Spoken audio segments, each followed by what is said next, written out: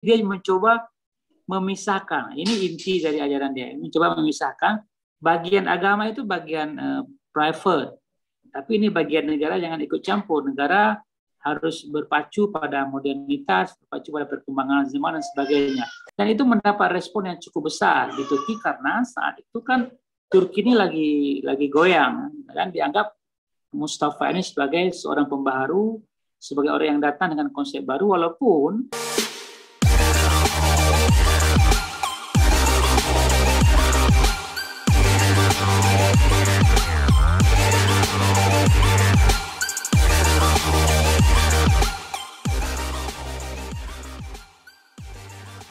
hari ini kita kedatangan tamu juga ya, yaitu Bang Azwir Nazar. Beliau adalah PhD kandidat, beliau S3 di Turki. Kita akan membahas tentang siapa sih sebenarnya Kemal Atatürk yang sekarang ini jadi booming di Indonesia. Kita sapa. Assalamualaikum Bang Azwir. Waalaikumsalam warahmatullahi wabarakatuh. Gimana Pak Bang?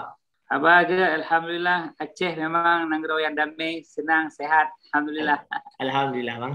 Bang, sepengetahuan Abang, selama Abang kuliah di S3 di Turki, siapa sih Kemal Atatürk ini Bang? Ya, Mustafa Kemal Atatürk itu, kalau kita lihat referensi yang ada di berbagai buku, atau baik itu di Turki atau di luar negeri, itu sebenarnya dia ini adalah seorang anak yang seperti anak-anak biasa yang lahirnya itu di sebuah kota. Sebenarnya dulu sekarang tuh kota itu masuk Yunani ya. Nah, jadi lahir, kemudian dia dibesarkan oleh ibunya karena bapaknya meninggal. Lalu kemudian dia banyak belajar di sekolah militer, ya, mulai dari dia SMP sampai kemudian dia besar. Itu dia banyak belajar di sekolah militer sampai kemudian dia menjadi seorang brigadir jenderal sampai jenderal di militer karena memang dia orang yang dianggap memang pintar. Jadi nama dia itu kan Mustafa. Nah, Kemal itu pemberian dari gurunya karena dia itu memang pintar matematika lah kira-kira. Jadi di usia muda itu dia udah pintar matematik, jadi dikasih nama Kemal, maka jadi Mustafa Kemal. Nah, kita ketahui Turki itu kan dulu Turki Utsmani itu kan imperium ya. Imperium itu kan termasuk Aceh itu salah satu imperium terbesar di Asia Tenggara, itu ada 5 besar, salah satunya Aceh. Nah, Turki Utsmani itu kan berkuasa mungkin lebih 600 tahun. Nah, 600 tahun. Tapi kemudian di akhir-akhir kesultanan itu mengalami kemunduran. Kemudian terjadi Perang Dunia I dan saat inilah muncul sosok Mustafa Kemal ini sebagai pejabat militer. Dia pernah dipindah ke beberapa kota. Kemudian juga pernah di Istanbul, dia memimpin perang-perang Turki, termasuk yang paling terkenal itu perang kemerdekaan di Çanakkale. Nah, Kemal ini mampu ya menaklukkan musuh-musuhnya. Waktu itu Turki diserang oleh banyak musuh dan kemudian Kemal ini muncul sebagai pahlawan. Kemudian juga Turki Utsmani itu mengalami kemunduran. Sehingga singkat cerita Mustafa Kemal ini jadilah dia sebagai presiden pertama Turki.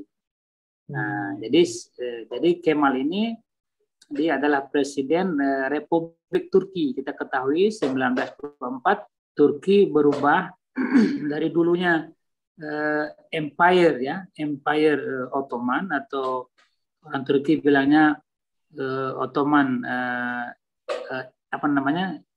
Imperlok ya. Jadi itu sekarang menjadi Republik Turki. Tentu wilayahnya tidak sebesar dulu. Nah, kalau kita merujuk lebih dalam, itu ada Sulaiman Al-Kanuni yang puncak kejayaan Ottoman itu kan pada masa beliau, yang dulu memiliki hubungan yang sangat baik dengan kerajaan Aceh Darussalam. Nah, cuman orang kan nggak mau nih melihat sejarah sebenarnya kan. hanya melihat sekarang siapa nih yang paling populer di Turki. Jadi orang melupakan siapa Kemal ini. Memang Kemal dalam catatan kita umat Islam tentu ada banyak apa namanya itu tinta merah ya, karena kebijakan-kebijakan dia itu menyakiti dan bahkan menghapus Islam di Turki. Tapi akan sangat menarik kalau kita mau mendalami diskusi tentang Kemal ini sebagai seorang pendiri Republik Turki.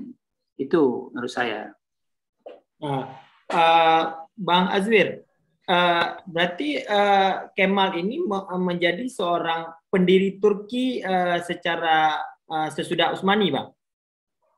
Ya, betul sekali. Jadi Turki itu dulu kan dia bentuknya kan Empire, Ottoman Empire ya, imperium ya. Jadi imperium itu menaungi banyak negara-negara yang malahan sekarang seperti Albania, seperti Bosnia, itu Balkan itu semua kan di bawah imperium Turki dulu kan, itu masa Turki Utsmani. Tapi kemudian Turki Utsmani itu mengalami kemunduran ya, setelah 600 tahun itu di akhir-akhir mengalami kemunduran. Nah, terjadi perang, terjadi perang dunia ke-1 kan, hampir semua negara berkecamuk kan. Dampaknya termasuk ke Turki ini.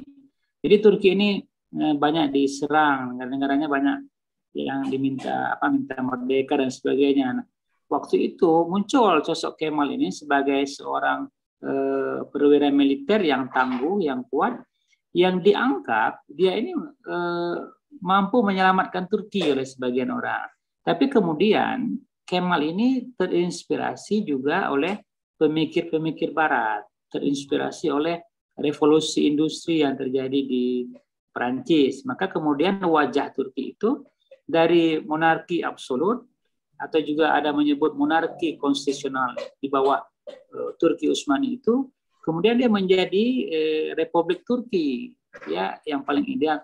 Cuman Republik Turki itu tidak seluas dulu saat terjadi Ottoman Turki di bawah Turki Utsmani. Nah, sekarang yang Republik Turki itu kira-kira seitulah ya luasan wilayah yang dikuasai oleh Presiden Kemal ini.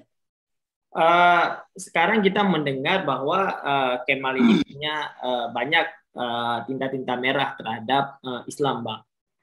Bagaimana penerimaan di Turki sendiri, Bang? Misalnya apakah Kemal ini akan terhapus dengan sendirinya? Misalnya kita adalah PKI misalnya kita di sini, atau misalnya apakah di Turki begitu juga, Bang? Ya, yang pertama ketika Kemal menjadi presiden pertama Turki 1924, Kemal ini mempromosikan reformasi lah, yang dia sebut itu reformasi dari segala jenis ya, secara ekonomi, secara hak-hak perempuan, dia mengangkat hak perempuan. Kemal ini punya satu anak angkat ya, contohnya ya, namanya Sabiha Gökçek. Sabiha Gökçek itu diangkat oleh dia, disekolahkan, dikasih emansipasi, dikasih posisi-posisi, malah dia jadi pilot pertama di dunia ya. Nah, sekarang nama dia itu diabadikan sebagai salah satu bandara internasional di bagian Asianya di Istanbul. Namanya Sabiha Gökçek. Kemudian dia punya satu anak laki-laki, dan mungkin ada 12 atau 13 anak perempuan yang diangkat. Dia memperjuangkan emansipasi ini yang dianggap selama ini di Turki itu pakaiannya pakaian Arab, di Turki itu pakaiannya pakaian yang tidak sama gitu ya. Jadi dia mempromosikan kita kalau mau maju kita harus bergandengan perempuan laki-laki, maka perempuan diberi hak yang bebas mengasuh anak, dalam hal perempuan juga boleh melakukan perceraian dan sebagainya.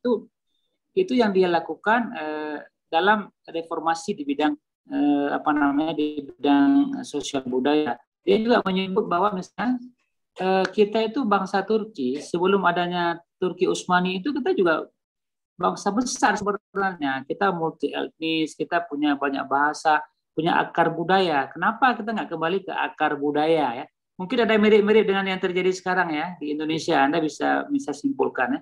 Jadi itu yang diarahkan. Kenapa kita nggak kembali ke bahasa Turki yang Latin? Makanya kemudian dari situlah dia mengubah semua haluan Utsmani itu, seperti dia ubah pertama itu azan. Azan itu nggak boleh lagi dalam bahasa Arab. Al-Quran dia ubah di dalam bahasa Turki. Dia bilang kalau kita bikin Al-Quran dalam bahasa Arab, banyak orang Turki itu nggak mengerti bahasa Arab. Kenapa kita harus ikut bahasa Arab? Kenapa nggak bahasa Turki aja? Supaya nilai-nilai agama itu harus bisa dipahami oleh semua orang. Dia Atatürk ini Kemal ini memahami agama itu sebagai sesuatu yang logis, sesuatu yang saintik. Ya. Jadi kalau nggak logis, nggak masuk sains, dan dia bilang nggak nggak ikut dengan budaya-budaya modern yang dia sebut Eropa itu, maka itu disebut, nah itu masih bisa diinikan lah ya. Jadi dia mencoba memisahkan, ini inti dari ajaran dia, mencoba memisahkan bagian agama itu bagian private, tapi ini bagian negara, jangan ikut campur. Negara harus berpacu pada modernitas, berpacu pada perkembangan zaman dan sebagainya.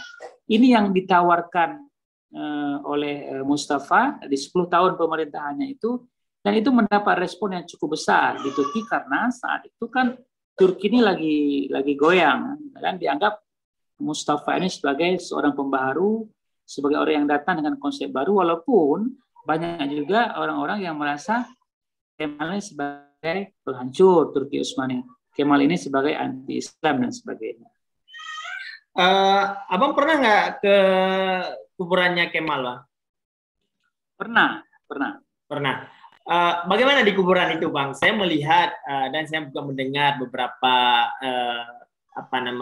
video-video yang menerangkan bahwa Kemal ini tidak diterima oleh bumi, Kemal ini adalah di kuburannya bau, dan bagaimana sih Abang ke situ? Bagaimana suasananya? Memang kalau kita lihat ceramah-ceramah, ada mungkin sebagian dari ustadz kita menyebut seperti itu kan. Mungkin kalau kita berpikir positif, itu dimaksudkan supaya kita ngambil pelajaran, mungkin cara ceritanya, pendengarnya siapa kan, orang awal dan sebagainya. Atau juga kita lihat di film-film ya, yang cukup ngeri ya, film-film cukup ngeri. Tapi kalau kita lihat ke sana, itu namanya disebut Anit Kabir. Ya, Anit Kabir itu monumen Atatürk. Nah, di sana itu memang dia dibuat di atas gunung. Jadi Mustafa Kemal Atatürk ini dia dianggap pendiri tonggak Republik Turki. Maka Atatürk itu itu artinya bapak. Atatürk itu Turki. Jadi bapaknya Turki. Mungkin kita siapa ya? Soekarno atau Soeharto ya. Bagaimana Soekarno dengan kontroversinya membangun Indonesia ya kan? Dengan misalnya kita tahu wanitanya banyak misalnya atau yang lain-lain itu, kemudian dia disebut sebagai founding father-nya Indonesia.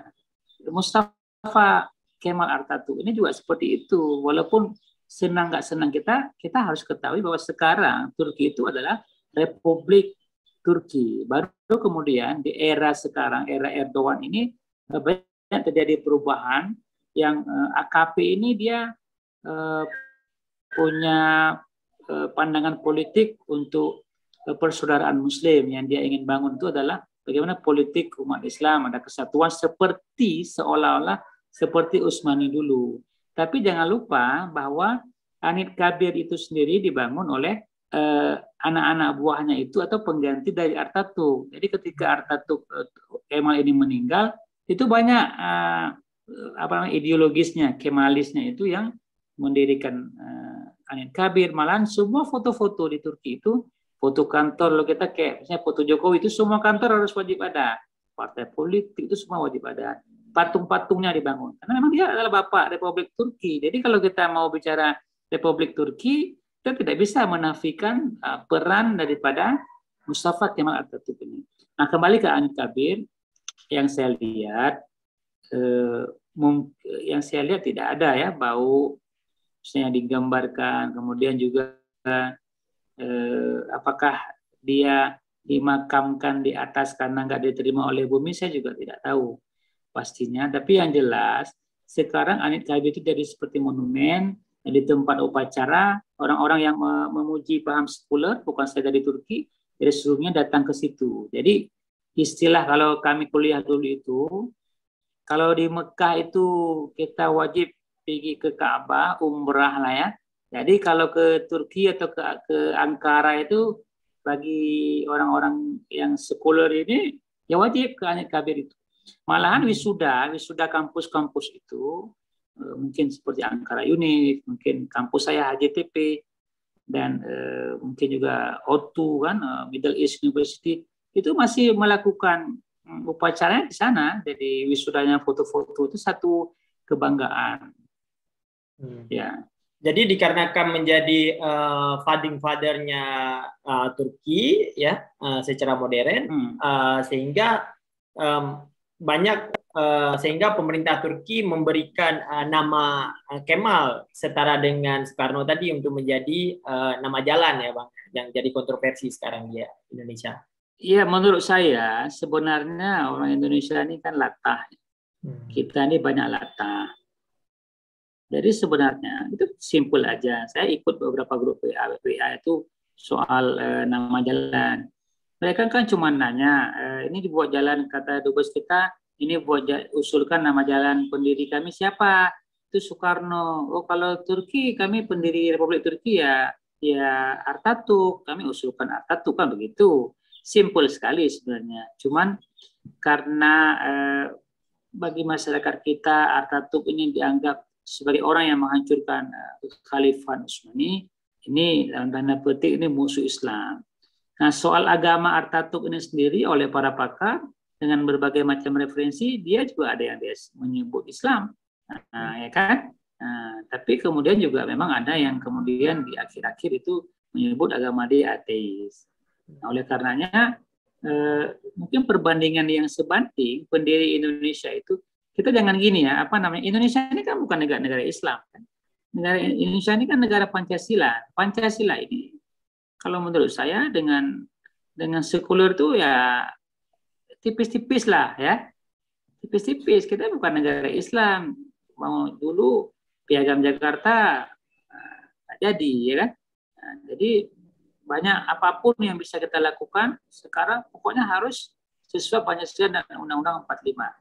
Nah, gitu. Nah, Turki seperti itu juga. You mau demokrasi, you mau bentuk partai politik, you mau apapun, tapi jangan coba ubah haluan sekuler ini. Kira-kira begitu. Nah, ini kan yang menjadi kontroversi yang sekarang dilakukan oleh Erdogan, terjadi pergolakan dan sebagainya, itu kan karena ingin merubah kanun-kanun, kalau bahasa kita undang-undang parlemen kan. Nah, itu yang dipertentangkan. Tapi karena memang posisi Erdogan ini, kita cerita di masa yang lain, posisi dia ini sudah lama, politisinya sudah lama, sudah kuat secara militer, secara intelektual, secara logistik, dia mungkin bisa mengubah sekarang jadi boleh pakai jilbab, boleh lagi belajar tentang Nabi di sekolah-sekolah dan sebagainya. Itu buah dari kerja keras dia 20 tahun. Jadi 30 tahun kalau kita merujuk ke Erbakan yang menjadi seniornya dia. Jadi apa yang terjadi di Turki hari ini harus kita pandang sebagai suatu proses sejarah dan proses peradaban. Kalau cuman media kemudian kita respon itu nggak boleh, itu menghina, itu terlalu jauh, itu lebay, lebay.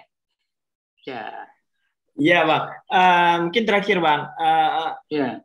Sebenarnya kita harus menyikapinya bagaimana sih Bang tentang Kemal ini Bang? Lebih kita melihat secara umum ya, orang masih awam dengan keasliannya Kemal ini Bang. Ya, memang Kemal ini kontroversi dalam dunia Islam. Beliau disebut tuh ya katakanlah, kita nggak berani mengklaim, tapi banyak yang menyebut itu musuh Islam. Apa yang dihasilkan oleh Kemal itu telah merusak azam, merusak orang-orang salat itu.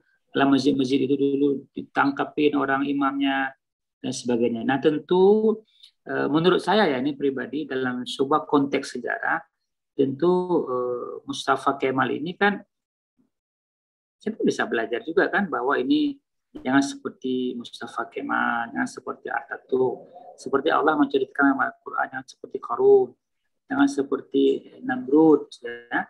Nah, tapi dalam dunia pengetahuan, dunia pendidikan, sah-sah saja orang, karena Kemal ini juga banyak menulis dia, mungkin seingat saya ada 9 buku dia menulisnya. Jadi memang dia intelektual, ada pikiran-pikiran dia yang mungkin orang sekarang mengkaji. Tapi memang dalam penerimaan, ya, kalau bicara penerimaan masyarakat Indonesia, kalau masyarakat kita mau kompak, pemerintah mau misalnya mendengar, ya sudah, usulkan saja namanya Erdogan. Ngapain Kemal Atatürk, selesai masalahnya. Kita bilang aja, masyarakat kami, masyarakat Indonesia, mayoritas menginginkan nama jalan itu Presiden Erdogan. Karena Presiden Erdogan yang paling dekat dan paling bersentuhan dengan masyarakat Muslim di Indonesia, mayoritas Muslim. Ya gitu saja. Tapi soal kita mengubur ini sejarah Kemal Atatürk, saya pikir di Turki saja itu dipelajari. Tapi setelah itu orang melihat, oh ternyata orang menyimpulkan setelah orang mempelajari. Jadi tidak hanya berita sekilas, dia menyimpulkan, oh begini kan, itu justru lebih heboh. Di Turki orang biasa-biasa aja. Iya. Oke, terima kasih Bang Azwir. Mungkin nanti kita akan berbincang lagi tentang Turki. Memang menarik ya, antara hubungan Turki dengan Aceh secara khususnya atau secara umumnya adalah hubungan Turki dan Indonesia. Kita akan sambung kembali. Terima kasih. Saya itu wabillahi taufiq wal hidayah. Assalamualaikum warahmatullahi wabarakatuh. Waalaikumsalam warahmatullahi wabarakatuh.